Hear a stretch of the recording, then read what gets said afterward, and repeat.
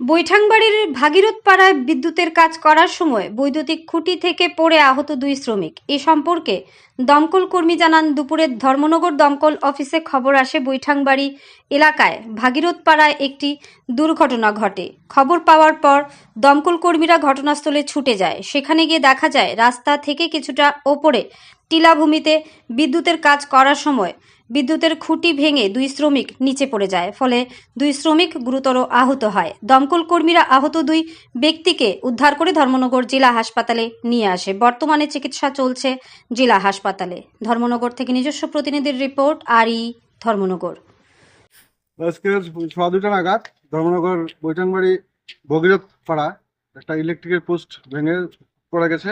দুজন লেবার আহত হয়েছে, ওদেরকে আমরা রেস্কিউ করে ধর্মনগর হসপিটালে এনে দিয়েছি।